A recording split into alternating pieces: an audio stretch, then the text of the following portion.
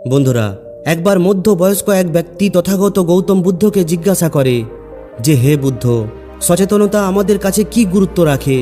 সচেতন হওয়ার ফলে কি আমাদের এই জীবনের কষ্ট, এই জীবনের দুঃখ কম হতে পারে? তখন তথাগত গৌতম বুদ্ধ খুবই শান্তভাবে উত্তর দেন যে জীবনের দুঃখ, জীবনের কষ্ট একটি স্বপ্নের মতো হয়ে থাকে।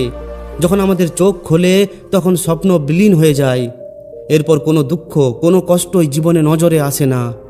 এরপর ওই ব্যক্তি জিজ্ঞাসা করেন, হে তথাগত, যদি কোনো ব্যক্তি নিজের শারীরিক অবস্থার জন্য দুঃখে থাকে, যদি সে অসুস্থ থাকে কিংবা অন্য কোনো অসুবিধার মধ্যে থাকে, তাহলে ওই দুঃখকে, ওই যন্ত্রণাকে সচেতনতার মাধ্যমে কিভাবে দূর করা যায়? কারণ শরীরের যন্ত্রণা তো কোনো ঔষধের মাধ্যমেই দূর হবে। সচেতন হওয়ার ফলে তার যন্ত্রণা, তার রোগব্যাধি কিভাবে দূর হতে পারে? তখন তথাগত বলে, যদি আমরা সচেতন হয়ে থাকি তাহলে আমাদের রোগব্যাধি হবে না। শারীরিক পীড়া, শারীরিক দুঃখ আমাদের তখনই হয় যখন আমরা সচেতন হই না।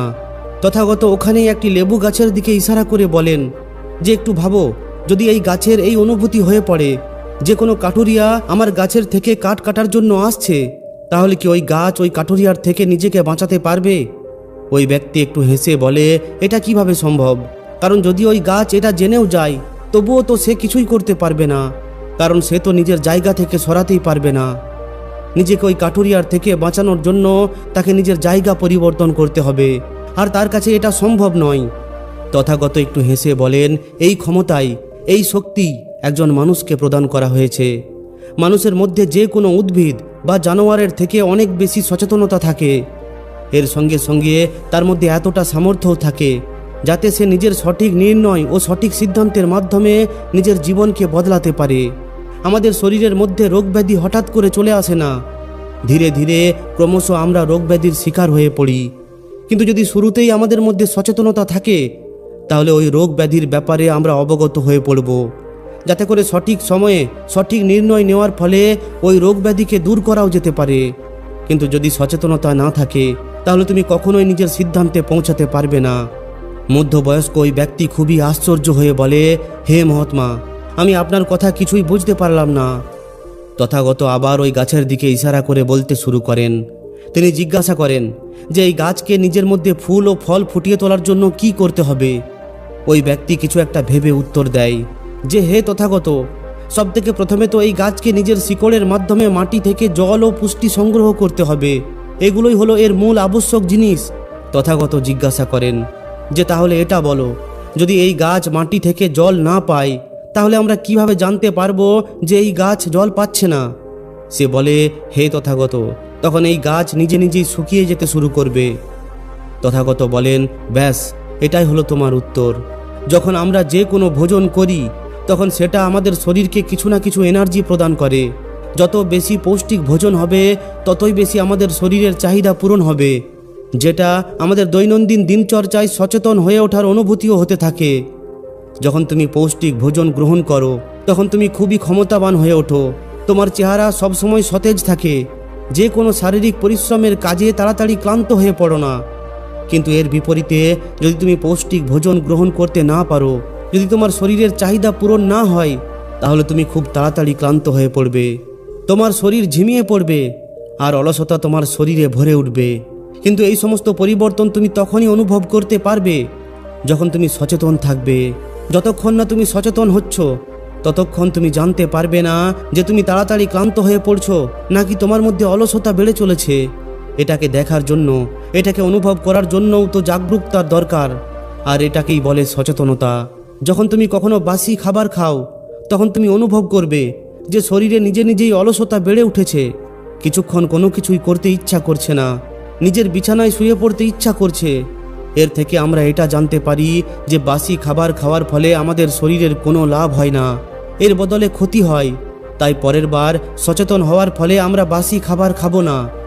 আর যে সমস্ত রোগব্যাধি ওই বাসি খাবার খাওয়ার ফলে হতে পারত, ওই সমস্ত রোগব্যাধি এখন আর আমাদের শরীরে আসবেই না। এটাই হলো আমার কথার তাৎপর্য। যদি তুমি সচেতন হয়ে থাকো তাহলে তোমার শরীরে কোনো রোগব্যাধি আসবে না, তাই ওই রোগব্যাধিকে ঠিক করার কোনো প্রশ্নই ওঠে না। এরপর ওই ব্যক্তি বলে, হে তথাগত, আমি নিজের জীবনে এমন অনেক মানুষদের দেখেছি যারা ভালো খাবার খায়, ভালোভাবে জীবনযাপন করে, রোগব্যাধি, দুঃখ, যন্ত্রণায় তাদের সারা জীবন কেটে যায়। আর আপনি এটাও জেনে থাকবেন যে একটা বয়সের পর মানুষ নিজে নিজেই অসুস্থ হয়ে পড়ে। তখন তথাগত বুদ্ধ বলেন, এটা সত্য যে মানুষ একটি নির্ধারিত সময় এই পৃথিবীতে বেঁচে থাকার জন্য পেয়েছে। একটা সময়ের পর তার শরীরে রোগব্যাধিও থাকবে, আর মৃত্যু তাকে নিজের কবজায় আবদ্ধ করেও ফেলবে। বৃদ্ধ অবস্থায় তারাই সবথেকে বেশি চিন্তিত হয়ে পড়ে, যারা যুবক অবস্থায় নিজেদের দৈনন্দিন কাজকর্ম বা দিনচর্চা সঠিকভাবে পালন করে না। কিন্তু সমস্যা এটা নয় যে বৃদ্ধ অবস্থায় রোগব্যাধি হচ্ছে। এর বিপরীতে সবথেকে প্রথমে আমাদের এটা বোঝা উচিত যে যারা যুবক অবস্থায় আছে তারা কেন রোগব্যাধির শিকার হচ্ছে। সবথেকে প্রথমে যেটা আমরা দেখতে পাচ্ছি, তার প্রতি সচেতনতা আমাদের বেড়ে ওঠে। আমাদের মস্তিষ্ক ওই সচেতনতাকে উপলব্ধি করতে পারে যে যেটা আমরা দেখতে পাচ্ছি তার ব্যাপারে আমরা গভীরভাবে চিন্তন করতে পারি, তার ব্যাপারে ভাবতে পারি। এই জন্য আমাদের শরীর সবথেকে বেশি স্থূল। যেটা আমরা দেখতে পাই, যেটা আমাদের সামনে থাকে, তার প্রতি আমাদের সবথেকে বেশি সচেতন হওয়া উচিত। কোনো ব্যক্তি সবথেকে প্রথমে সচেতন হতে পারে, এরপরেই সে নিজের গভীর চেতনার মধ্যে প্রবেশ করতে পারে। কিন্তু যদি কোনো ব্যক্তি নিজের শরীরের প্রতি সচেতন না হয়েই নিজের চেতনাকে জাগ্রত করতে চায়, তাহলে এটা প্রায় অসম্ভব। এখন তুমি কিছু পদ্ধতির ব্যাপারে বোঝো, যাতে করে তুমি নিজের শরীরের প্রতি সচেতন হয়ে নিজের শরীর থেকে রোগ ব্যাধিকে দূরে রাখতে পারো। সবথেকে প্রথম পদ্ধতি হলো, যেটাই তুমি শারীরিকভাবে করছো তার প্রতি সচেতন হয়ে ওঠো। তাতে যদি তুমি হাঁটাচলাও করছো, তাহলে নিজের সম্পূর্ণ ধ্যান, নিজের সম্পূর্ণ সচেতনতা নিজের হাঁটাচলা করার উপর কেন্দ্রিত করে দাও। ধীরে ধীরে তুমি দেখতে পাবে যে তোমার সচেতনতা তোমার বিচারের থেকে বাইরে বের হয়ে এখন শরীরের ওপর বিদ্যমান হয়ে উঠেছে। প্রথমে তোমার মস্তিষ্ক নিজের বিচারের ওপরেই ডুবে থাকতো, তার কখনোই নিজের চলার ওপর ধ্যান থাকতো না, তার কখনোই খাবার খাওয়ার ওপর ধ্যান কেন্দ্রিত থাকতো না। অন্য কোনো কাজ করার প্রতি তার ধ্যান বিভ্রান্ত হয়ে পড়তো, তার বিচার নিজের সঙ্গেই বয়ে নিয়ে যেত। কিন্তু ধীরে ধীরে যখন তুমি বুঝবে যে আমাদের নিজের শরীরের প্রতি সচেতন হতে হবে, তখন তুমি নিজের শরীরের গতিবিধিকে দেখতে শুরু করে দেবে। আর এই স্থূল শরীর থেকে তোমাকে ওই সূক্ষ্ম শরীরে প্রবেশ করতে হবে, যেখান থেকে মহাচেতনার দ্বার খোলে। আর নিজের সূক্ষ্ম শরীর পর্যন্ত আমরা নিজেদের শ্বাস প্রশ্বাসের মাধ্যমে পৌঁছাতে পারি। এই জন্য ধীরে ধীরে শারীরিক অবস্থা থেকে বের হয়ে নিজের শ্বাস প্রশ্বাসের প্রতি বেশি সচেতন হয়ে ওঠার চেষ্টা করো।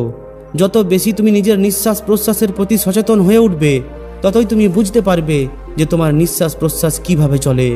নিজের বুকের মাধ্যমে নিঃশ্বাস প্রশ্বাস নাও নাকি নিজের পেটের মাধ্যমে, বাম নাক দিয়ে নিঃশ্বাস নাও নাকি ডান নাক দিয়ে।